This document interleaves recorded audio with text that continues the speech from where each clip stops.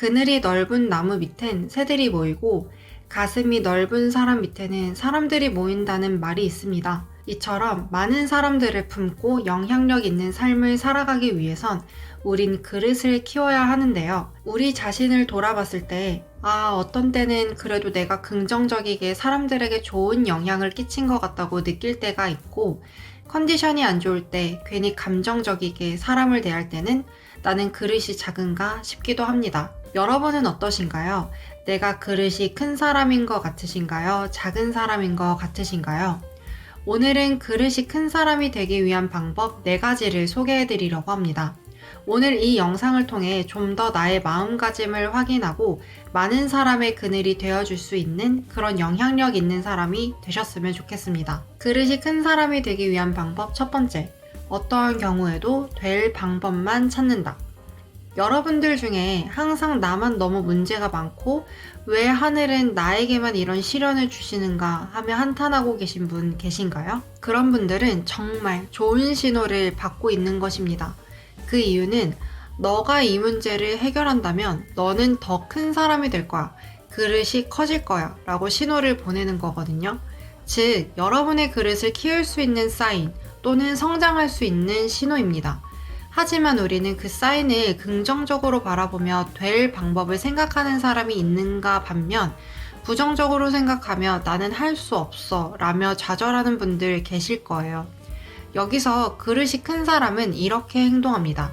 일이 되게끔 어떠한 경우에도 절대 포기하지 않고 될 방법만 찾습니다. 이런 말이 있습니다. 우주는 그 사람의 비전에 따라 에너지를 준다. 즉, 우리가 어떠한 마음을 갖느냐에 따라 그 문제를 해결할 수 있는 힘을 갖게 되는지, 그렇지 않은지 나뉘게 되는데요. 책 멘탈의 연금술에서는 성공한 사람들은 피한다고 해결될 일이 아니라는 것을 잘 알기 때문에 정면 돌파를 시도하고 이 시도를 성공시키기 위해 문제를 다른 시각으로 볼 줄 알고 문제를 무력화시킬 줄 알고 문제를 긍정의 에너지로 활용할 줄 안다고 합니다. 그릇이 커지는 사람에게 문제란 더 이상 부정적인 사건이 아니라 그저 평범한 사건이라는 건데요.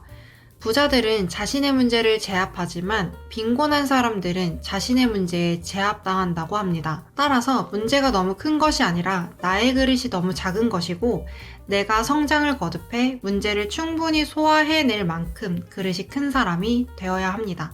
여러분, 적극적인 행동이 인생을 바꾸는 유일한 답입니다. 적극적으로 행동하면 이 문제는 생각지 못했던 새로운 가능성과 기회라는 것을 알게 됩니다. 해결해야 할 문제가 크면 클수록 여러분의 그릇은 커진다는 것, 그리고 그만큼 벌어들이는 돈도 많아진다는 것을 기억하시고 적극적으로 문제에 직면해 무조건 될 방법만 찾는 그릇이 큰 사람이 되셨으면 좋겠습니다. 그릇이 큰 사람이 되기 위한 방법 두 번째, 매사에 감정적이지 않다. 성공한 사람과 부자가 된 사람의 공통점은 흔들림이 없다는 것인데요. 이 흔들림이란 감정에 대한 흔들림입니다. 그들은 매사에 신중하게 선택해야 할 것들과 많은 일을 해야 하기에 평정심을 유지하려고 노력합니다. 여러분, 이런 경험 있으실 거예요. 진짜 우울할 때 아무것도 하기 싫잖아요. 정말 화날 때 일이 손에 잡히지 않잖아요. 이처럼 그릇이 큰 사람은 분명 책임져야 하는 것들이 그릇이 작은 사람보단 많을 텐데 이렇게 감정에 치우쳐서 하루하루를 살게 된다면 일의 생산성뿐만이 아니라 결과도 그리 좋진 않을 겁니다. 그래서 이들은 감정을 버리고 평정심을 유지하며 이성적인 태도를 유지하려고 노력합니다. 이런 태도는 열정이 있어도 말이나 설레발로 드러내는 것이 아니라 꾸준하게, 은근하게 행동으로 보여주는 것이죠. 말없이 행동으로 보여주는 것처럼 말이죠. 본인이 필요한 일이 있을 땐 나서서 하지만 그 전에는 먼저 드러내는 법이 별로 없습니다. 여러분들 주변에 이런 분들 계실 거예요. 이제 막 시작했는데 벌써 뭐라도 된 것처럼 아주 요란한 사람. 처음 무언가를 접했을 때 뭐든지 할 것처럼 굉장한 열정을 보이는 사람. 이런 사람은 순간에 팔팔 끓었다가 어느 시점에 팍 식어버립니다. 그리고는 나타나질 않죠.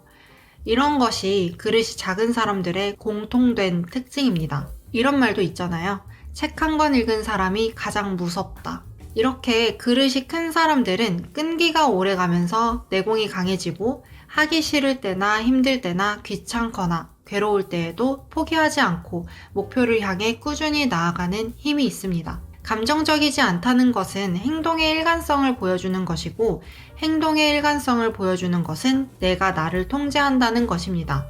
작은 일에도 왔다 갔다 나 자신마저 통제 못하는 사람은 절대 옳은 행동과 판단을 할 수 없기 때문에 그런 사람은 기회가 왔다 한들 그릇이 작아 결국 그 기회를 놓치게 되는 것이죠. 그릇이 큰 사람들은 웬만해선 감정의 폭이 크지 않고 참고 견딜 줄 아는 사람입니다. 그렇기 때문에 우리는 내 마음속에 감정들이 올라온다면 그것을 표출하기 전에 의식적으로 그 감정을 잠재우고 그리고 나서 사람을 대하거나 일을 진행해 보시는 것은 어떠실까요? 분명 실수가 줄어들고 더 좋은 결과를 낼 것입니다. 그릇이 큰 사람이 되기 위한 방법 세 번째, 그 사람의 노력을 칭찬한다. 여러분은 친구가 나보다 잘 나갈 때 진심으로 칭찬하며 축하해 주시나요? 아니면 부러워하며 시기 질투를 하시나요? 여기서 그릇이 큰 자와 작은 자를 비교해 볼 수 있습니다. 그릇이 큰 사람들은 다른 잘된 사람들을 보면 그 장점이나 노력을 먼저 보려 합니다. 그 이유는 자신도 그것을 배우고 본받으려고 하는 마음이 있기 때문이죠. 그릇이 큰 사람은 배우려고 하는 자세가 남다를 뿐만이 아니라 더더욱 노력하고 성장하는 것에 초점을 맞추며 살고 본인 스스로 그 실력을 갖추는데 집중을 합니다. 따라서 본인도 그 노력의 과정을 누구보다 잘 알기에 나보다 더 노력하고 더 성공을 하는 사람들에겐 진심으로 아낌없는 칭찬을 하는 것이죠. 반면 그릇이 작은 사람은 어떨까요? 그릇이 큰 사람은 그 성공을 하기까지의 과정을 높이 평가하는 사람이고, 그릇이 작은 사람은 결과에만 초점을 두기에 그 사람이 얼마나 노력했는가는 상관없이 내가 갖고 있지 않은 것을 갖고 있는 이유로 마냥 부러워하고 시기 혹은 질투를 합니다. 즉, 자존감이 낮아서 하는 행동인 거죠. 자존감이 낮은 사람은 너랑 나랑 다르다라는 전제가 깔려있는 사람이에요.